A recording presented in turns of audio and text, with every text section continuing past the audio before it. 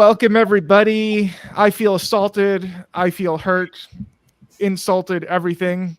And we're going to talk about that today. Welcome to the 4th episode of the T3 Brain Trust. Today, we're going to talk about a lot of fun stuff.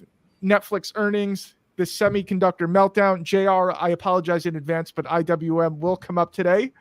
And we are going to talk about that little mess that Elon Musk created with his robotaxi and murder bot show. So we're going to do a little bit of audible. So we will start off with the Tesla discussion. So Derrick, when we were talking off camera before, I talked about how I got suckered in again by Elon Musk. But all three of you guys were not exactly hyped up for this event. So Derrick, what is your take on Tesla here now that it's, the fluff has been shaken out of it? I mean, how many times are you going to let this guy build something up just to let you down? So Tesla looks like crap now, honestly, and that's really started ever since. So there was a beautiful breakout in this thing, and even though I'm not a Tesla fan, we called for some longs for that breakout that occurred back in the second half of September. It was a beautiful move. It got pretty extended up to 265 by September 30th. And then they had the car numbers drop on the 2nd, on October 2nd. And they disappointed. And it broke that accelerated uptrend that it was in and started to really weaken out and kind of created, I would actually describe it as a neutral technical pattern that got built. Can I share my screen? Is that possible? Yeah, click present and then share screen. Got it. Boom. So basically what I was describing was this accelerated up move here. Part of that I think was anticipation of some of these events. Part of it was just beautiful technical analysis. Really nice break of this like 235-ish resistance level, followed by what I call an inside nup. I think Sami calls that like a 1-2-3 play. I don't want to overly speak for Sami's strategies. So we had, communicated a long opportunity for the breakout at 235. We communicated another long opportunity for that inside nup pattern through 245. Very nice accelerated uptrend. Pretty extended up here. I actually was short for a lot of this move on a very small position and then day trading some spikes and doing well with it. But then this picture really changed starting on October 2nd when the new car sales numbers came out. They disappointed, smoked the stock down, broke that accelerated uptrend. And then this is the pattern that I was just describing before I shared the screen.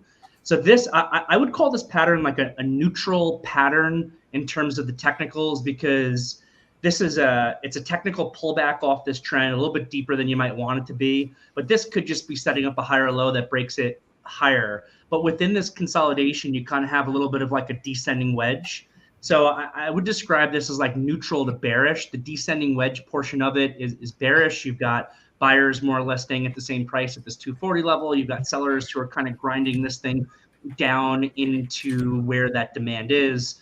And then this attempted to break lower right in front of that event that it had with the cyber taxis, robo taxis, whatever it is, tailed back up but closed below 240. And then just the disappointment came. And now after the disappointment off that event, at least for the market, it seems like certain aspects of social media seem to still be loving it. But this chart looks terrible now, in my opinion. Still some important support levels that's above down here at 210, 203-ish, whatever. But this is now just creating a further bearish consolidation. After that event, there was a lot of downside extension. Bulls could have attempted to bounce this thing back to the upper 220s, completely failed to do so. This ADMA is slowly catching up to this bearish consolidation, and it still looks terrible. So I've been short for this entire down move. I originally had a 220 target. So when it gapped down to 220 off that event that next morning, that was a nice gift, and I covered the vast majority of my position. But as this thing now satisfies its downside extension through time, I'm beginning to build back in a little bit to see if we can get another leg lower. So I think Tesla looks bad. I still think it's fundamentally extremely overvalued. The technicals are kind of confirming the thought process a little bit. And, cyber taxis and robots and stuff, it sounds cool. I'd like a robot maybe one day, but this doesn't seem like a 2024 or 2025 revenue story to me at this point. Okay, guys, and just everybody in the audience, let us know in the chat where are you watching from, especially you people on Twitter, because I don't know what's wrong with you, but Twitter people are way too silent. So speak up a little bit, especially if we're going to crap on Elon today. Oh, and as a reminder, we will be playing Two Truths and a Lie once we get through Tesla. Okay, so Sami. Yes, sir. You were a huge Tesla bull earlier in the year, probably more bullish than I've ever heard anybody on Tesla. So what are you doing with Tesla now? Actually, I only have a small position left in Tesla.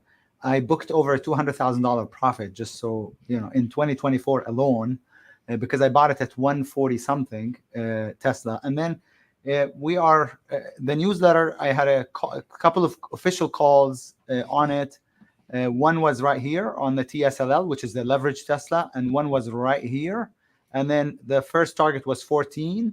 The second, I trailed it out under 1138, I think, 1138. This bar is low. Why did I trail it out here? Because this was probably the most hyped, most bullish, whatever event in Tesla's history, and yet the stock was breaking down. It didn't make any sense. So I tightened the trail on the back half of Tesla, and it actually trailed out prior to the robotaxi event. Now, this is not something that I'm just telling you after the fact that I did this or did that. That's publicly available information if you are a subscriber to the newsletter.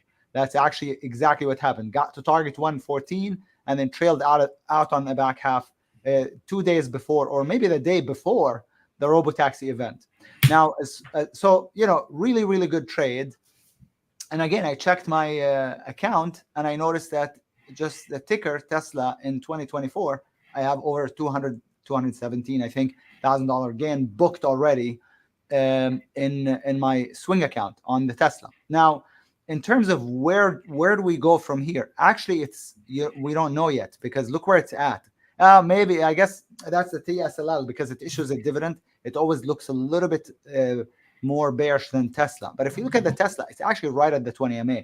The way to deal with this is to let the bar close on the weekly. And if we take out the bar's high next week, then maybe we have an attempt to go, you know, we have a shot at going higher, or Tesla has a shot at going higher. But we don't know yet. Right now, it's neutral. There's no way I would call this bearish or bullish right now where it's at. It's right at the 20 MA on the monthly also. Notice it's trying to transition. So I feel like it just needs some kind of news to push it higher. And it might go back up, but we got to wait out the week. And then maybe next week would be the week to look to either play it long or short. But to the downside, I don't think it has that much room, you know, has maybe to 205 or so, I think, to the downside. To the upside also does have resistance, but you know how it goes crazy when it starts to pop. So I always like to play it more to the upside than to the downside when it sets up. So I'm waiting the week out. And then if that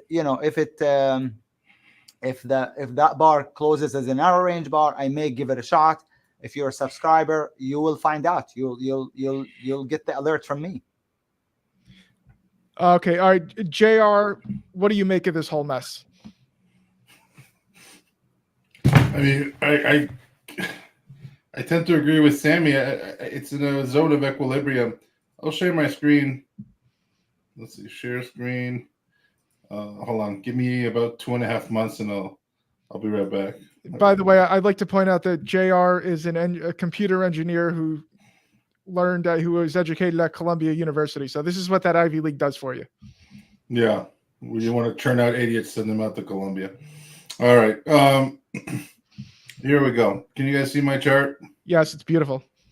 It's so pretty. All right, so here we go. Tesla's no longer downtrending from the October 21st highs. It's in, you know, you're at your most traded volume here. All I have is a daily 200, and then for illustration purposes, I've actually profiled the breakout off this reaccumulation here. You're at your most traded volume here. In terms of volume profile, you're at a perfect zone of equilibrium. It's totally neutral. I'm just echoing what Sami's saying. It's neither bullish nor bearish in the bigger picture. And you've actually escaped the Darth Vader Jedi grip of the declining line, if you're into that sort of thing. So I'm not bullish or bearish in the short term. what happened in October, and we were long Tesla as well here, is you just, in terms of gamma exposure, you just had a massive call wall at 260, and you had a crazy move off the bottom of the value area around 193.57, and you saw some profit taking ahead of this robotaxi calamity. I'm just going to have to wait and see. As far as, when I'm going to look to get involved, once we get back over 230 and we're over the VWAP pinches, I'm going to start to look for some strength. In the meantime, this is really not actionable. So I'm not really doing anything. Tesla gave you 2 or 3 pretty decent intraday scalps, but other than that, it's in an area of equilibrium here. It's outside the declining line in terms of the downtrend. And it's consolidating. If anything, I would call this sort of a reaccumulative consolidation potentially, but we're going to have to see what it does at 260. Okay, excellent. So everyone agrees. Okay, so now it's time for things are going to get ugly again. Last week was a total disaster, so Derrick is going to try to reclaim his title. So we're going to play two truths and a lie. He didn't lose it. He didn't lose it yet. That the house took it. The title came back to the house. Okay, so again, folks, this is how it works. I'm going to make 3 statements. One of them is a lie, and your goal is to guess the lie. We have one world champion up here. It's going to be either JR, Derrick, or Sami, and we also have a people's champ. And that could be one of you, and that is a huge, huge honor you can put on your resume. Okay, guys, so today's theme is we're going to talk about how top stocks have done over the past 5 years. And Sami, please stay on camera so I know you're not playing any games. Okay, guys. Okay, all right. So, guys, again, pick the lie. You can type the number in the chat. Okay. Number 1, Dell has beaten Apple over the past 5 years. Number 2, Amazon is the worst Mag 7 name over the past 5 years. And number 3, Tesla is up less than 1,000% over the past 5 years. Type the number of the lie in the chat if you want to play along. Okay, who's going to step up? Who has the guts, the mojo? All right, Derrick says number 2. Yeah, I'm going to go with number 2. I really don't know, to be honest, but that's what I'm going with. Okay, JR, Sami? I think I'm going with number 3. Sami says number 3. I think it's number 2. Number 2. Okay. All right, this is going to shock people. Okay, truth. Dell has beaten Apple over the past 5 years. This is true. Also, Amazon is the worst Mag 7 name over the last 5 years. The lie is number 3. Tesla, it's actually up almost 1,200%. Sami is the champion, and our good friend Eddie Joseph is the people's champion. I can tell. We get someone a little bit prettier than you, Kamo, like a Vanna White type of personality. What the hell is that supposed to mean? Nothing, bro. You're a very handsome man. That was uncalled for. All right, let's move it along. Come on. Now my feelings are hurt. Now JR is in the doghouse. Okay, all right. So we're going to talk about earnings. And before we get into Netflix, obviously the big one, we also have Taiwan Semi tomorrow. I just want to have you guys very quickly explain how each of you deals with earnings reports, whether you trade them, whether you just avoid them altogether. So, Sami, you're the earnings guy, so we'll start with you. Can you very quickly overview how you handle earnings? Okay, I'll share with you my secret, truly. And I've been doing this since 2017. Every quarter, I play hundreds of earnings plays, and I send them out in a newsletter in the afternoon. So what I do is I look for the Michael Jordan of stocks, but the ones that people traders happen to be bearish on. So I'm looking for really strong stocks, and yet have the stocks that have low expectations. So looking for a strong stock that maybe is getting sold ahead of earnings to play it long. Vice versa for playing short. Looking for a really bearish stock that people are actually bullish on ahead of earnings, meaning it's a bear stock with high expectations. If it's at the right spot on the chart, I'm going to look to play it short. So bear stock, high expectations, at the right spot, short. vice versa for me. That's how I play them. Okay. All right. Derrick, how about you? How do you deal with earnings? Well, hold on. I'm still learning here. Sami, what do you take options into that, or is that, or you just take equity into that? I just take equity. I did try options for a while, and the account went up quickly. And then I'm not an options guy, and I gave it all back in like a month. The earnings calls that I've publicly called, they're each and every one of them is tracked. And since 2017, assuming you took $25,000 per play, they have made $883,000. Assuming you took $25,000 per play, since 2017, when I started posting them, I mean, sending them out in an email, they're up $883,000, which is amazing.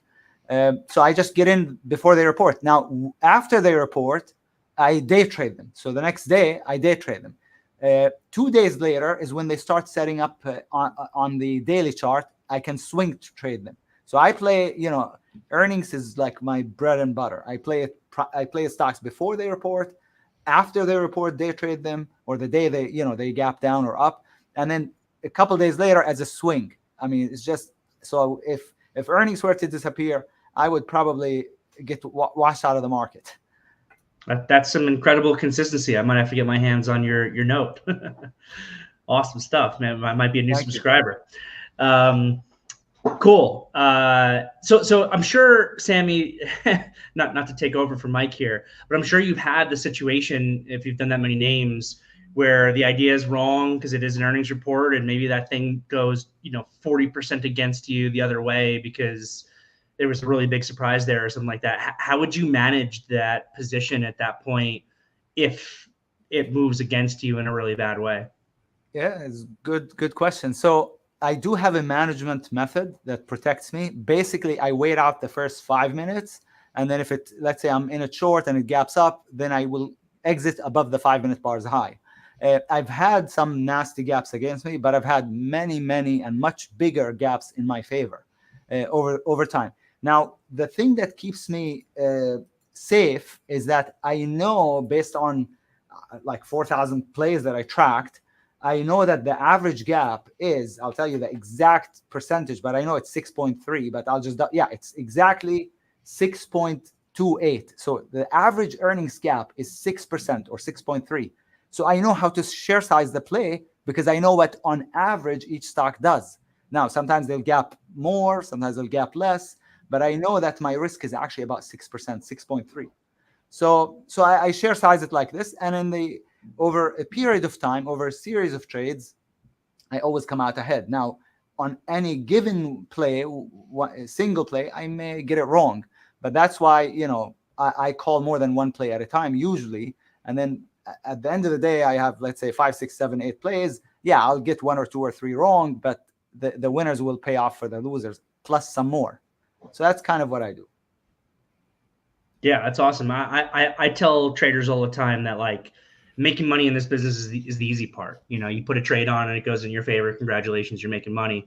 To me, it's always about, well, what do you do in that worst case scenario, especially on like an earnings report if it's moving against you or gaps against you huge? Because I've definitely had some names that I've held in the earnings over the course of my career where I've had 40% gap against me on an earnings report, and then it's just abysmal, and I'm like, oh my god, how do I manage this position?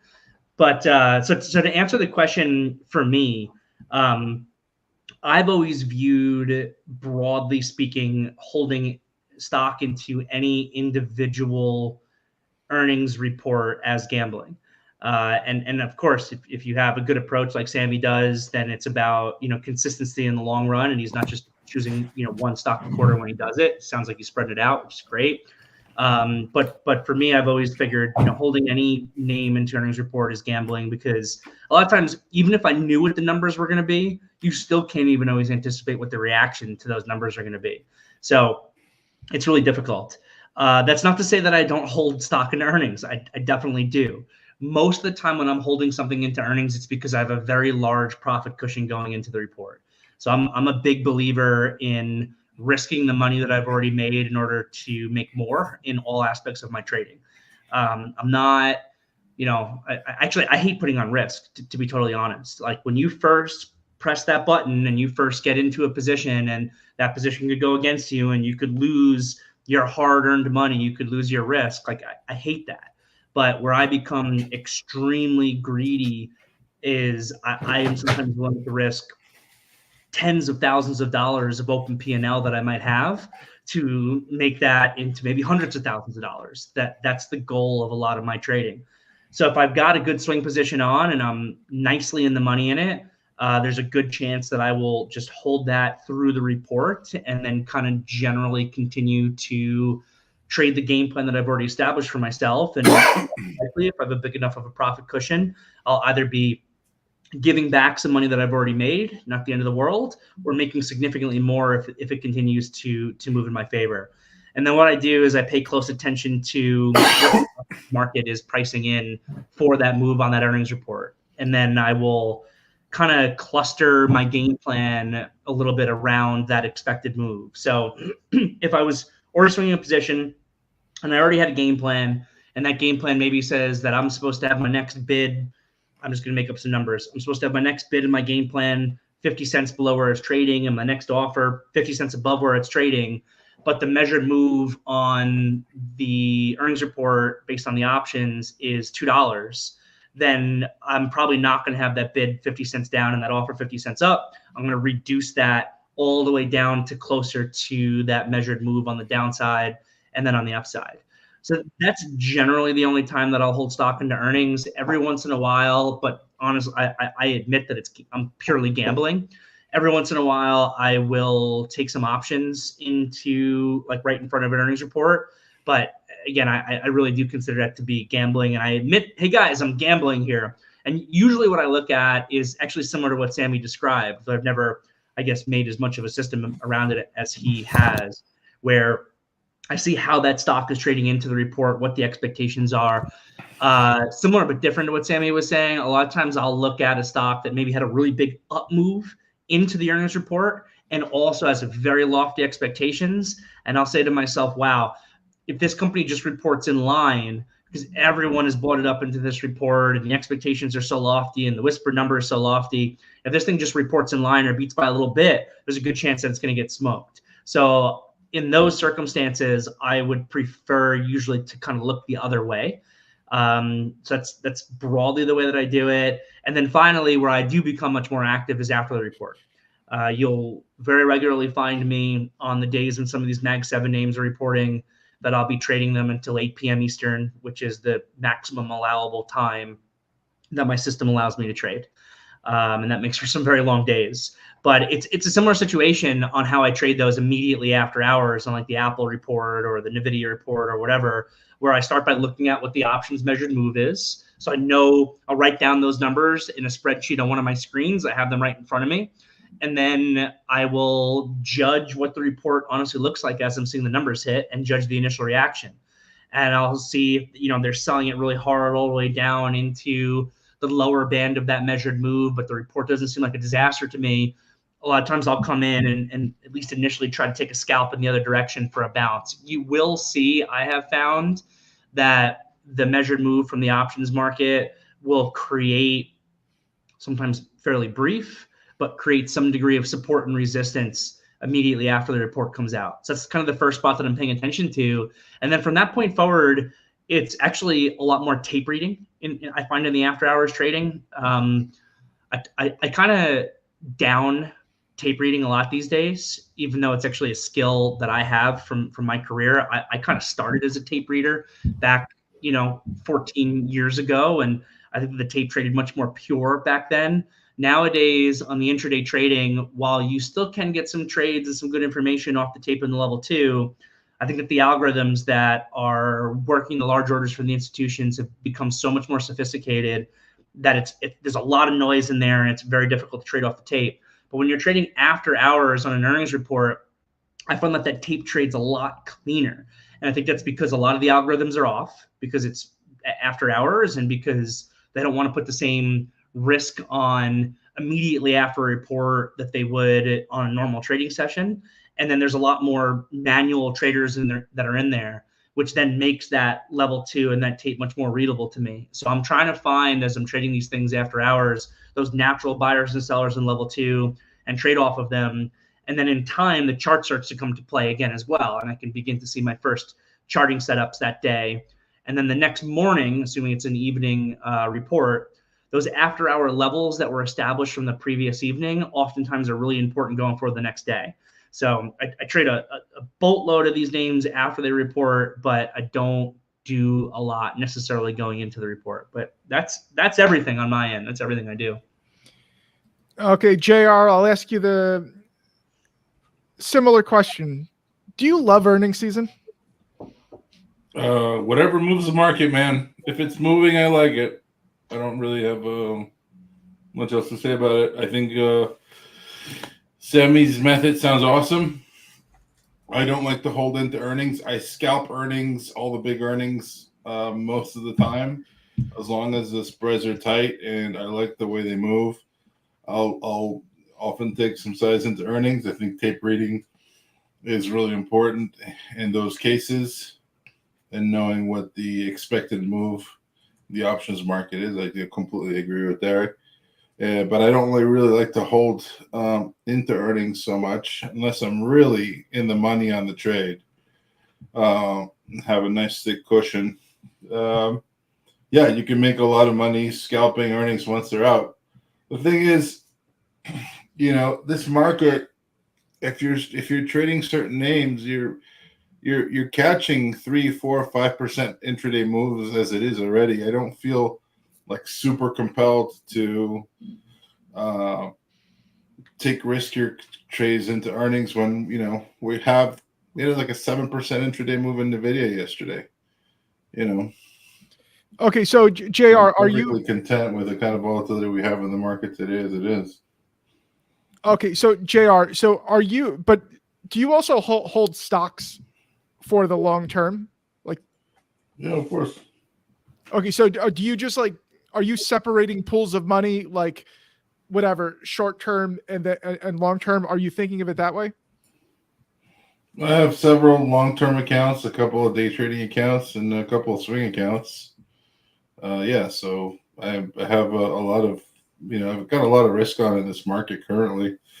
I got Chinese names on, CCJ, Clorox, Lulu. We bought Oddity, Reddit, Rocket Lab, Zillow Group. I have people think of me as a scalper, but when the market's bullish, I'll put a ton of ordinary risk on. We're still in a little bit of MSTR left. That was a huge move. INSM. We're still in Freshbet and Palo Alto from the pivot lows. So yeah, when it's time to swing trade, when the market's strong and we're trending over the 21, it's time to put on some risk. Okay, all right. So let's talk about our friend Netflix. They report tomorrow. It's up 44% year to date. They're on a decent streak, beating estimates. JR, do you and guys, if you don't I feel like the Tesla convo went on a little longer than it need to. So if you just say everybody just feel free to say, I don't give a shit or whatever. So JR, what do you think of Netflix, and do you even care? Netflix has been super bullish. It's been my favorite name that I never trade. So I've been calling it out in the room, and it's been acting really, really well for the past couple of months. I don't like the way it moves necessarily intraday so much, but I expect $800 around the corner. That's what the chart seems to intimate. I mean, what they're going to report earnings wise, who knows? I have no idea. All right, perfect. Okay, Sami, any thoughts on our friend Netflix here? I'm looking at it right now. So it reports tomorrow after the close. Yeah. So I'll have to wait and see how it's looking tomorrow. So it's in a nice uptrend, so that's bullish. But I'm seeing that the last few days here, we got some big red bars and broke the 20. So there's a sign of weakness. But overall, it's bullish. I'll have to see what how it looks tomorrow. But I do remember that the Netflix up until last quarter, I got it wrong 3 times or 4 times, and then I got it right twice only over the last several years. So it's not a symbol that I have good track record on. So I tend to avoid it. Okay, all right. Derrick, how about you? Any thoughts on Netflix here? Yeah, I don't have a lot for you on this one. I mean, it's interesting because, it's a FANG name or whatever. But the story, I think, for this earnings season for a lot of these bigger companies is going to be how the AI spend is turning into revenue. And I don't think that Netflix is in that realm in the same way as the other ones. So it'll be an interesting report. The $700 area that it's trading at today is kind of an interesting spot on the daily. It looks like it was some resistance that turned into some support. But I have no position in it, and there's a good chance that I won't trade this one after hours tomorrow unless something dramatic happens. Okay, all right. So let's talk about the semis. So ASML, or is it ASLM? Whatever, fell apart. They said they're doing terribly in China. They say AI is still strong. It was down 16% yesterday. It's down another 6% today. JR, you and I have had a ton of conversations about AI, where we are in the cycle. Can you talk about your thoughts on, I guess, the big names like NVIDIA, SMCI, that crew? Nothing's technically broken. If you're asking me about the NASDAQ and the SMH, there's nothing technically broken. The NVIDIA came within spitting distance of all-time highs a couple of days ago. We're trading that very actively, and you're going to backfill the prior distribution top value area on 129 and a quarter a few times before it goes again in NVIDIA. And it's doing just that. So, okay, all right. The technical bullish thesis remains in place. It just needs some time. Okay, Derrick, how about you? What do you think of the whole semi trade here? Sure. So yesterday was awesome. I love price action like that. There was so much opportunity. I mean, we took a capitulation long trade in like Micron and SOXL, and then liquidated those positions into the bounce back that we caught. And then I found myself shorting NVIDIA into that bounce back, which also turned into a really good trade and ended up being one of my best names yesterday. So love that price action. I am not an expert in this space at all. I would definitely defer to JR's expertise. I barely know the difference between a computer chip and a potato chip, except that I can't eat a computer chip. But technically speaking, totally agree with what JR just said. None of these charts are broken technically. They're all still in their uptrends. And if you look at the Qs or even the SMH, these could just be pullbacks that are creating the next higher low. With that said, those big red, like bearish engulfing, I call them negative Maribozu candlesticks. I always describe those as like a day to take notice of. Maybe there is a change here that is coming into these names, but we still need confirmation on a further break lower. The QQQ daily candle from yesterday has some similarities to the QQQ candle from July 11th, which was basically a medium-term top, the QQQ candle from August 22nd, which was also like a medium-term top. So, for the moment, it's just a healthy technical pullback, but you did lose some support levels. The Qs had just broken above the 490, 450 to 495 level that I had been looking at, and then failed right back down off of what happened yesterday. The SPYs are still, fully intact despite their market weights. But I'm just telling the traders on the team, like, let's continue to keep an eye on some of our downside levels here, because if they breach more of those downside levels, then all of a sudden that, day to take notice of when you're looking at SMH or QQQ can turn into something more. But for the moment, it just is satisfying some overbought conditions for some of these indexes. Okay, Sami, so I personally own NVIDIA and SMCI. Am I an idiot? Even if you were, I wouldn't say it, Michael.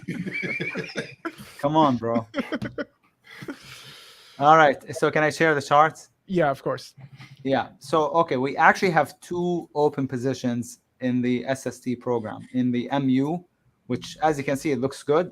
We got it before earnings, another play before earnings, took half, and then stuck with the back half and reloaded on the back half. So I think Sammy's frozen.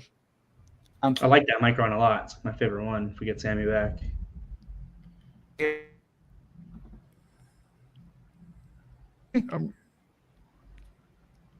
Sammy, you got cut off for about 30 seconds when you were talking about Micron. So, okay, anyways, we have Micron, we have SMCI, also long. But if you look at the SOXL or the SMH, that is a bad sign. That doesn't look very good at all. Some names are still okay, but that tells me, the big red bar yesterday, that tells me that that's not where the money is going to be going forward. That momentum is over. That the options is not broken yet on the SMH, but probably the momentum to the upside is just about over, probably. So that's not where the money is going to be. Where the money is going to be, because you can see it already, it's the IWM names. It's the small cap names. Bitcoin looks pretty good. So a lot of the small cap are looking good. We had an amazing play on the WVE. It's up actually 70-some%. Unfortunately, I took it already at 14. Got lucky, gapped in our favor today, but 70-some%. That's amazing. And then Ericsson also. I'm sorry to interrupt, Sami. Yeah. I will also point out to you folks that Sami gave WVE either last week or the week before. On the buy setup right here. So everybody in the chat, thank Sami for making you all this money. I don't know, the ones that got it. And then also I sent out an alert yesterday on the Ericsson, laying out the reasons why I think it should be held into earnings, because we were deep in the money from 620 on the Ericsson way back. We already took half, and it was in an uptrend, and then boom, gap up. So that's kind of what I like to do. Something that's showing a little bit of relative weakness, but in a larger uptrend, strong uptrend. Going back to the Netflix, I think the Netflix is going to gap down, is my guess. I think it's going to gap down, but it's not a pattern that I will take a shot on, but I think it will gap down. So semis, I think the fun is over. I'm not saying it's completely over, but the momentum to the upside is probably gone, except for a few names. But we'll see. But I think the momentum is over to the upside. So that's kind of my take, Mike. Thanks for nothing, Sami. You ruined my day. I don't even know why I do this. This is total waste of my time. Can I just say one thing on ASML? Of course. That earnings report was sudden. It was unexpected. It was leaked.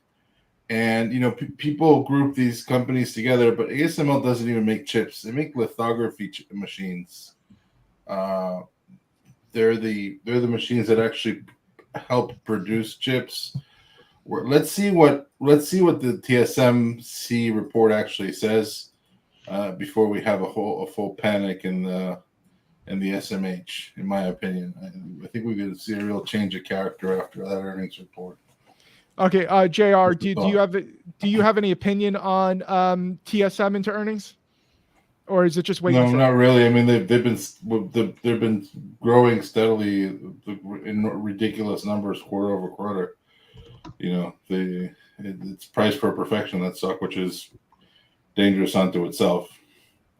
Okay, all right. So let's take a quick detour. I feel like we should have an update on China. So a couple of weeks ago, everybody here said China looks overheated. FXI got to 38 and change, I believe.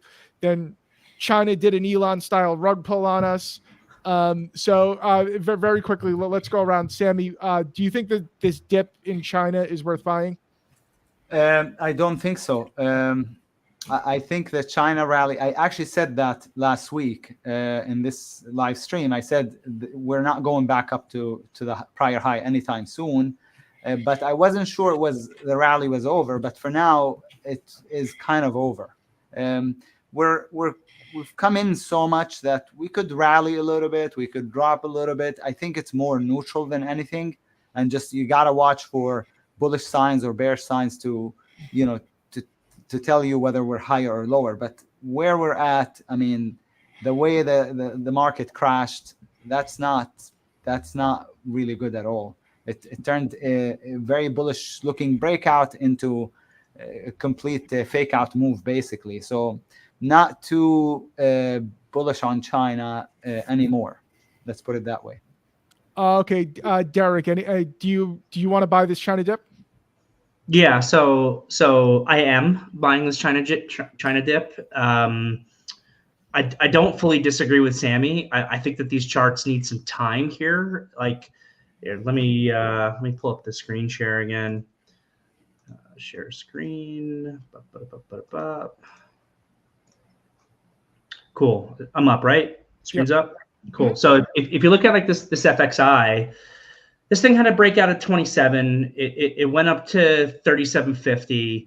Massive upside move. This is when we started to look short because, like you said, it had gotten really overheated. You can look at like an Alibaba breakouts at $86. Stocks at 117.50. Or if you look at like a Futu or a Tiger, that's where it gets really crazy. Like broadly $65 breakout gets you up to $130. And now these things have had really big pullback. So, but if you look at like this FXI, what is this on a percentage basis? I'm not a big, fib retracement person with my trading, but this is, to me, a healthy pullback. This is not a failed breakout. It's not a full reversal of the move or anything like that. But at this point, I also agree with Sami said. I'm buying here, but I'm not buying for an immediate snapback to those highs. Dabbling in small into this, bigger down move here, more of a shorter term day trade for like a little bit of an initial oversold bounce as I let the chart clean itself up. The chart's got to clean itself up at this point. There was a phenomenal opportunity to make money to the long side, a phenomenal opportunity to make money to the short side. This is actually where I find that some traders sometimes get themselves chopped up, because especially if they miss the moves. Especially, I see this with newer traders all the time. It's a common mistake that they make, is that they see a really big move happen in a stock. They know or they hear about other traders who made a lot of money in it, and now the move and the advantage and everything is gone, and they say, okay, I'm ready to come in and start, trading it, super aggressively and be involved. And that's as the chart needs to go through a healing process. Markets work in periods of expansion and consolidation over time. It's just had a major expansionary period. It needs to digest some of those movements and rebuild out more of a broader setup that we can take advantage of. So for me, for the way that I trade, and I am very big picture, kind of fundamentally bullish on these names. And we had conversations a couple of weeks ago about, I know Sami, 100% technicals. For me, a little more fundamentals are also built in. So I'm big picture bullish on these. I don't mind with the way that I trade and my account size to begin to build in very small on a bigger picture trade, or maybe look for that quick extension bounce on a really big pullback in some of these things, which is a little bit of what I did today.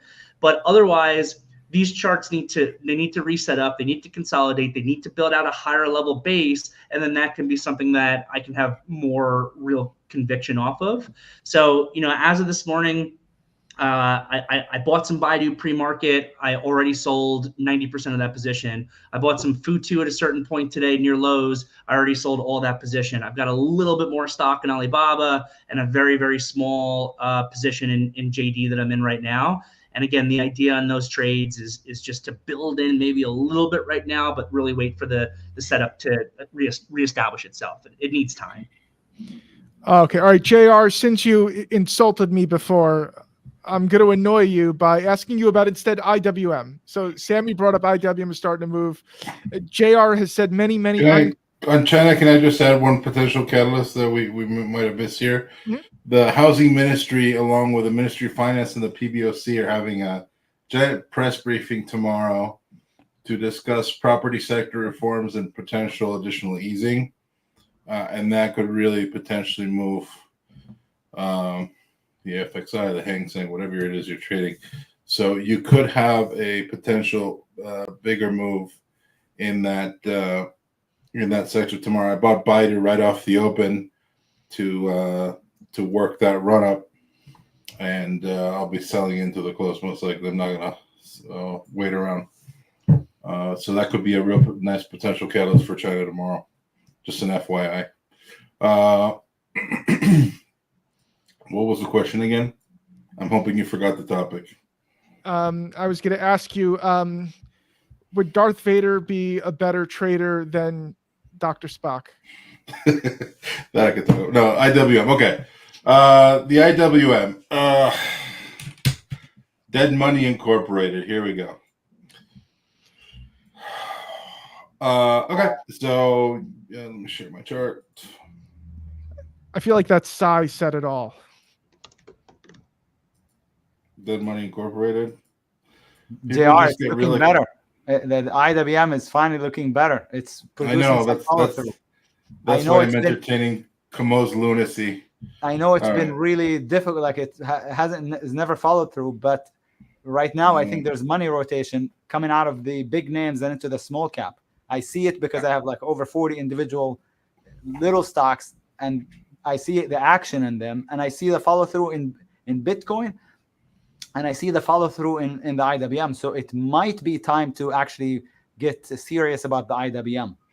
That's exactly what I told my room this morning. I said, you're all going to make fun of me. You're all going to ride me for the next week. But we get through 229, 229 and a quarter, and it's going to be, it may be go time for the IWM if we get price acceptance over those levels. We have a bit of an overhead supply shelf back from, whatever this was, 2021. And the market has a memory. Okay, so this is the shelf I'm looking at. If we get price acceptance through 229 and a quarter, and then start running into 230 with strong order flow, yeah, I think it's going to be the time. I've been accumulating Bitcoin now for the past 3 weeks, Sami. It's we took MSTR off the 185 handle a couple of weeks ago and sold the 225, 227 handle. And I think it's actually going to go give us a move to 250. But Bitcoin specifically, I'm just going to give you my thoughts on this. I think you're also bullish on Bitcoin. So I've been saying for a long time now. So you're through this most traded volume here at 63 and a quarter. Okay, and once we get price acceptance through top of value around 69.8, okay, and we start to form a right side and a strong voluminous base, I'm looking for this ascending line target around 91,000. So past 3 weeks, I've been accumulating Bitcoin around the 63,000 handle on every dip, and I'm looking for a major move, a measured move off this leg right here. Okay, JR, let me ask you a dumb question. If you're so bullish on Bitcoin, why mess around with stuff like MSTR? Is it just you think there's more alpha there? Because it moves, baby. MSTR moves. Oh yeah, it's tons of fun. Mm-hmm. Okay, all right. So time for us to go in a few minutes. So JR, since you're obviously very bullish on Bitcoin, what else do you like here? What else do you hate? I went on a shopping spree this week. This is going to sound corny. I don't know if any of you guys are playing this. Anybody play the bottom of Lulu? I don't think so. I like that. I like that move there, but I don't look at the stock too often above 280. That break. Neither do I. But a bunch of dudes in my room were like, "Watch Lulu." They were talking about Lulu through 273 and a quarter. We took it long on Monday, and it got through that weekly 200. I'm thinking maybe we get a chance to see 350, 365. Rocket Lab. We took this one in honor of my man Eddie Joseph, who's a rocket fanatic. It looks great. We took Oddity Tech this week. There's so many names I like. I know the market looks a little bit wonky here. Definitely gas station sushi vibes, but we took CCJ today. That looks great. We took Clorox. A lot of these, the weekly buy setup. I think we see 180 again in Clorox. We took Zillow. I hadn't touched this one in forever. You guys playing this one? That weekly buy setup looks good. Looks like we might get a $85. So yeah, there's a lot of stuff I'm liking here. Got a ton of long positions on. Okay. All right, Sami, why don't we go to you? Because I know you follow Zillow closely. What do you like here? What do you hate? Zillow, we're in it from $56. There's a lot of names that look really good, but a lot of them are too late. I mean, what can I say? They're just late.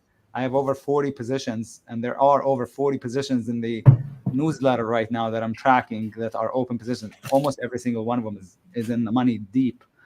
But in terms of what I like that I think is not too late, am I sharing the screen? Let me share the screen. So that's not too late. So, by the way, ARC is going to move with the IWM. So I don't think ARC is a bad idea. I mean, it's a little slow for sure, but I don't think it's a bad idea. Again, there's a lot of names that are already moving, like the docu. We're already in, for a while now before the gap up. So I don't want to mention the things that are already well underway, or Zillow, or any of that stuff. I guess let me mention the company where I spend all my free time on. It's Match.com. Totally kidding, but it's looking good actually. It does look good on the monthly. So it just needs to take out the prior high and give it a wide stop. That's something that I like. So just over the prior highs, stop under this bar's low. That looks good. That's not too late. Anything else that's not too late? The INSM triggered for us today in the newsletter. That looks pretty good too. So that's maybe not too late, but it's up a couple dollars already. I think Roku's not too late, but it's not looking amazing, to tell you the truth. Twilio might be a little too late. Tree looks amazing, but it's super illiquid. Needs to take out the highs, break out for good. So those are some names that are not like totally late. The Core Z, I know the monthly chart looks like a rocket ship. I think that's not actually all that late because it's a Bitcoin stock. What else? I mean, Robinhood is already in open position. It's kind of late, but in the grand scheme of things, it's not really all that late. Oh, if you want an oil stock, I just called the ENB last night in the newsletter. It triggered already, but it's not too late. ENB is a breakout. So, there's a lot of ideas, most of which have already triggered and are a little late. So I'm trying not to mention them. This is something that's not too late also, the swim over 720 or so. And I'll give you one last one that I like that I think is not too late is the Clove. It's over 430. I think I have a call on it. It hasn't triggered yet. So that's a 1, 2, 3 on the weekly chart. It is up a lot. I don't usually chase that much, but it's still, in the grand scheme of things, it still looks really good on the monthly. So those are some names. Only take the ones that actually you understand and agree with, that you love, and ignore everything else. Don't take it because I mentioned it or Derrick mentioned it or JR. You're not going to be able to manage it. You're not going to be able to stick with it when it goes against you, and you're not going to be able to know when to exit, basically. So only take the ones that really speak to you. Disney is also looking pretty good. Look at the Disney. It's not too late. It's an open position, but it's not too late. Lyft is the same exact setup. So I have like an infinite amount of ideas, most of which have already triggered, but I tried to mention like about a dozen or so names that are still in the early phases, some of which haven't even triggered. So, some names, hope that helps. I can't hear you, Mike. Muted, Mike. I muted because I was making noise in here. Okay, Derrick, what do you like here? What do you hate? And then we will close out. Sure. I'm going to run out. Thanks so much, guys. See you next week. Sorry, Derrick. All good. Sure. So I got passed up a little bit on the IWM question, so I'm going to add on to that. The Russell looks fantastic. Get a little bit extended with this move today, but the Russell looks fantastic. It looks set up for continuation. And there's all these charts out there, some of which JR just went over, some of which Sami just went over, that have not performed at all with this market move that we've had this calendar year and have been weak, but have built out these big bases. Now they're breaking out from them. But there's a couple things that you need in order for this run to continue. One is you need the Mag 7 names not to wake back up. If those Mag 7 names begin to wake back up again, I don't know if there's just not enough money out there or whatever it is. They seem to just suck out all the money from everything else into those Mag 7 names when they really start running and nothing else can go. And that's why, like JR said, the IWM has been dead money for so long. It's because those companies are just so massive and they just suck out all the sunlight. That's one. But the other thing that you need, believe it or not, is for those Mag 7 names not to brutally break down either. Because at a certain point, while the Russell looks really good here, if those heavy market cap stocks were to really begin to break down and you lose some levels in the SPYs and the Qs, which there's no real signal for that yet, though we do have a little bit of maybe a warning candle from the Qs and the SMH. We'll see if that turns into anything. Probably lower probability still at this point, but not impossible. If those names were to really start to break down heavily, then you'll actually get the effect where correlations will increase and they just begin to sell everything because you're looking at more of a real market correction. And that's when eventually the market just begins to indiscriminately sell everything. So you kind of need, funny enough, for the IWM to go this weird paradigm of the Mag 7 names not really breaking higher in a major way, but also not really breaking lower in a major way for those stocks to really go. So those would be some of the things that I would pay attention to. And then the final thing I would note is when you're just looking at these indexes right now, this market's been incredibly strong. I've been talking for a few weeks now about this interesting conundrum almost of the VIX trading at the low 20s with the market having no volatility and sitting at highs, and now most recently, breaking out to new all-time highs. In some ways, it's been a head scratcher that there's not necessarily a correlation that, a higher VIX necessarily means that the market has to go down. It's just one of those things that really makes you think for a second. And what it seems to me is that so many fund managers were worried about left tail risk events related to Middle East tensions or as we come into the election, that they hedged themselves so heavily that the VIX was actually able to stay higher, but the market itself never broke down. And now as this market actually begins to break up, which we began to see over the course of the last few trading sessions, all of a sudden a lot of these big fund managers are finding themselves to be underperforming the S&P because they're not in those longs and because they've been hedging the downside risk. So you have a little bit of a chase effect that's ongoing. I did see one statistic that I was kind of reading last night that showed, not that there's a lot of history of the markets kind of being at all-time highs and trading like this with the VIX being as high as it is. But I did see a data point that showed that a lot of the times when the VIX is this elevated and the market's at highs, you actually get continuation up for like another week or two before you actually get more of an actual sell-off. So if that were to happen, if that historical comparison were to come together again this time around, which is always a big if, you would potentially begin to see that lower price action start to come in now-ish. And now-ish is interesting because we just had that candle from SMH yesterday. We just had that candle from the QQQ yesterday. And we just had VIX-expiration. We have options expiration come up, which is going to roll off a ton of the $7 billion in positive gamma that the market has right now, which creates an insulating effect on the market. So if there is any possibility of a roll down in this market, I think it is in the second half of October. And then we'll reassess things as we get to November. But once we get to the beginning of November, then things just potentially become extremely bullish again. So it's an interesting environment. The technicals are still fully intact. QQQ, SMH daily candles are interesting yesterday. Could be a little shake and bake situation to the upside before pulling us back down. But like I said earlier, we're still holding all S&P levels. And then finally, with that IWM, it looks beautiful. I love the rotation there. But even if you're small cap, mid cap IWM focused, you have to be paying attention to the ongoing story of these Mag 7 names because you can't have them break out, but you can't have them break down if you want to, I think, be able to get a lot more continuation in that space right now. So that's where I'm at. Okay, so Derrick is looking for Goldilocks Mag 7, which I don't think anybody's really talked about. Not too hot, not too cold. Sure. Take all the money. JR, I had to mute you because of all the train whistles and I know. and whatever else is going Wrong on side there. of the tracks, baby. Okay. Out of curiosity, Derek, what's your end of year SPX target? Just curious. Higher from here. I don't have a number for you, but I always want to take things as they come and take it one step at a time. But my thought process as of right now is that I'm very bullish on the November-December period. And I'm still struggling to be bullish into this election period over the course of these next few weeks. But like I said, we haven't been able to break down. We haven't been able to breach any support levels. The technicals have been bullish. They haven't confirmed that thesis. So there's been no real reason to come in and have dramatic bear positions.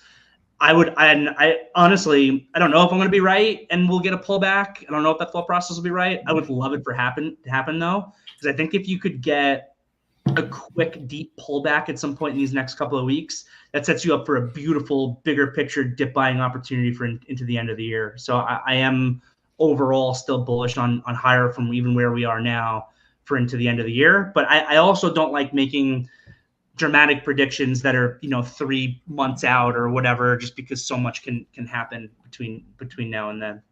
Okay, JR, you said you think SPX 6000 is coming. You're sticking with that? I think it's coming. I mean, if nothing changes and we continue to trend this way, I see 6,000 coming. November is going to be a first week of November is going to be extremely volatile. Extremely volatile. So a lot of, I'm not saying this, but I think a lot of investors see very real policy-based consequences to this election on both sides of the aisle, and I think it's going to cause a lot of volatility. Okay, let's not get just a little bit pregnant. Let's just say the quiet part out loud. JR, do you think it's better if Trump wins? I think that's the question everybody wants to hear the answer to. Do you think it would be better for the market if Trump wins? I don't know. I think a lot of people seem to think that. I voted Jefferson Adams already, so okay, I'm out of the game. Okay, our friend in the audience, Donald Trump, says yes. So Donald Trump thinks Donald Trump is good for the market. Okay, Derek, do you think it would be better for the market if Trump wins? Unfortunately, the best thing for the market, historically speaking, at least in recent history, is gridlock. It's very, very unfortunate, but it seems like the best thing for America is when none of these politicians can actually get anything done and the American people can just get out there and work and do their thing. And it's that's what I always say. It's such a shame to be honest, but it's just the state of things these days. So we'll see what happens. Okay, we will end on this sad, depressing note. Long live the deep state. Everybody have a wonderful day. A little gridlock is good. Come on.